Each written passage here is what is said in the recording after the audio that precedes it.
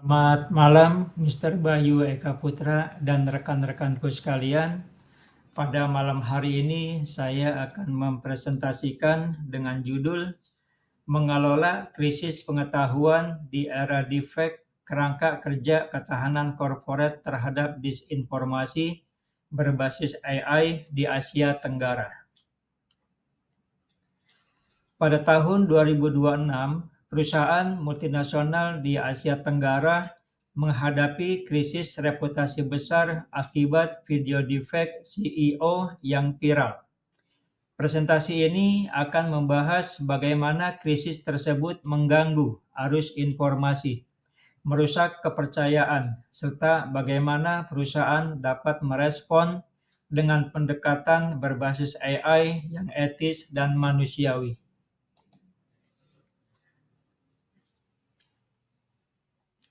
Slide yang kedua, landasan teoritis memetakan krisis epistemologis. Analisis ini berlandaskan 3 teori utama.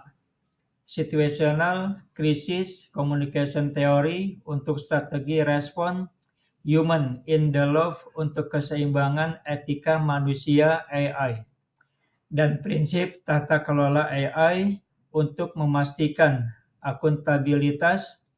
3. Fokus utama penelitian, risiko, dan kepercayaan, respon krisis berbasis AI, dan ketahanan jangka panjang.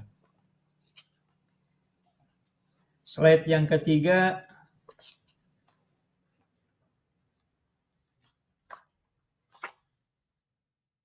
kebaruan analisis ini terletak pada 2 aspek. Pertama, identifikasi krisis vektor ganda antara deepfake dan ESG. Kedua, pengenalan model respon kognitif linguistik untuk mengatasi fenomena post-deception gap. Penelitian ditemukan pada lemahnya integrasi AI dengan pengawasan manusia serta lemahnya strategi pemantauan di platform tertutup seperti WhatsApp.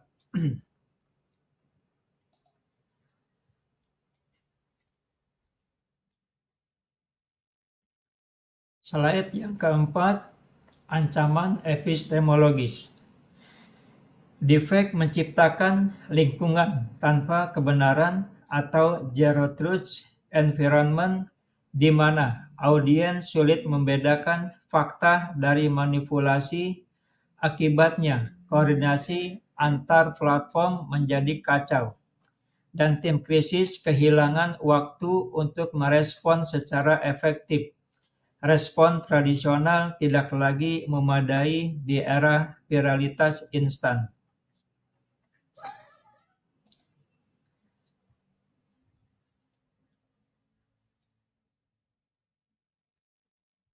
Slide yang kelima,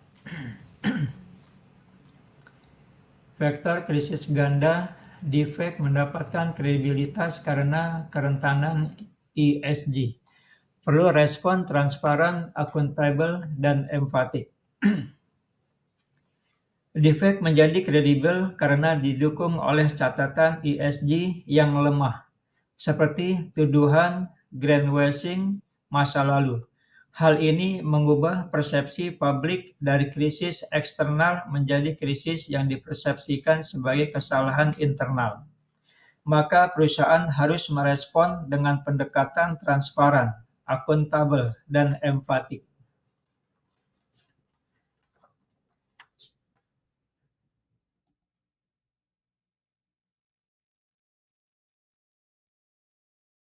Slide yang keenam,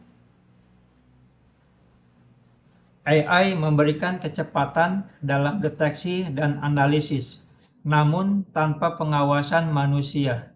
Respon bisa kehilangan empati dan konteks budaya. Prinsip human in the loop menjadi krusial untuk memastikan setiap keputusan AI tetap berpusat pada nilai kemanusiaan dan keadilan etis.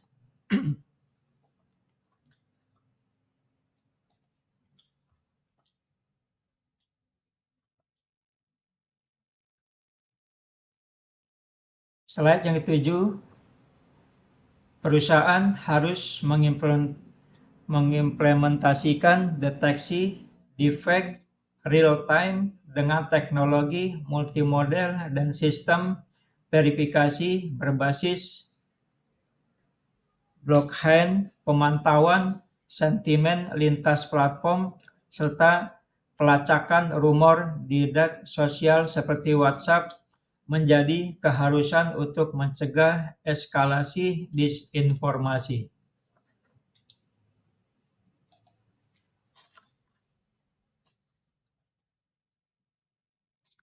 Slide yang ke-8, kerangka operasional hibrida.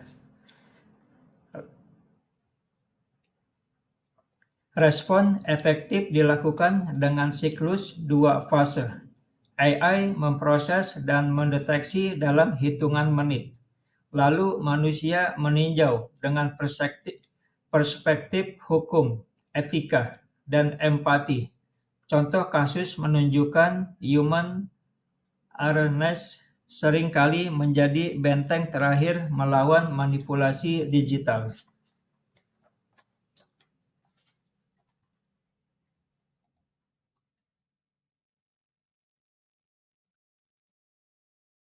Slide yang ke-9, fokus harus beralih dari debunking atau penyanggahan reaktif ke prebunking, pencegahan proaktif. Perusahaan perlu melatih audien agar mampu mengenali pola manipulasi dan mengembangkan literasi AI di seluruh tingkatan organisasi.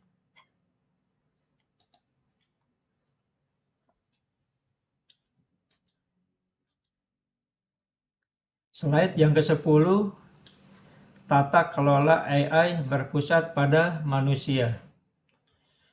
AI governance harus menjamin human agency dan oversight, audit, bias, dan keterbukaan publik wajib dilakukan secara berkala. Komunikator krisis bertanggung jawab penuh atas setiap output AI untuk memastikan kebenaran, sensitivitas, dan etika.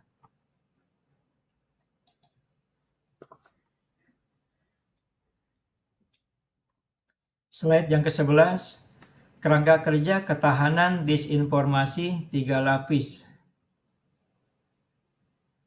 Kerangka ini mencakup 3 lapis. Pertama, technical defense untuk deteksi defect. 2, cognitive resilience melalui edukasi dan literasi AI.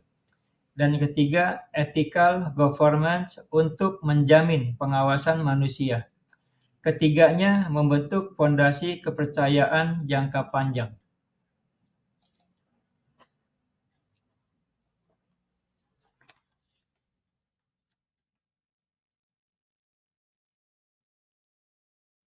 Slide yang ke-12, kesimpulan dan langkah strategis mendesak. Krisis 2026 menandai era baru peperangan informasi. 3 langkah strategis perlu segera dilakukan. Verifikasi digital, CEO, audit ESG, transparan, dan penerapan protokol cepat. Di era AI, kepercayaan hanya dimenangkan oleh transparansi, etika, dan integritas berkelanjutan. Dan terima kasih atas segala perhatian dan mohon maaf atas segala kekurangan. Selamat malam.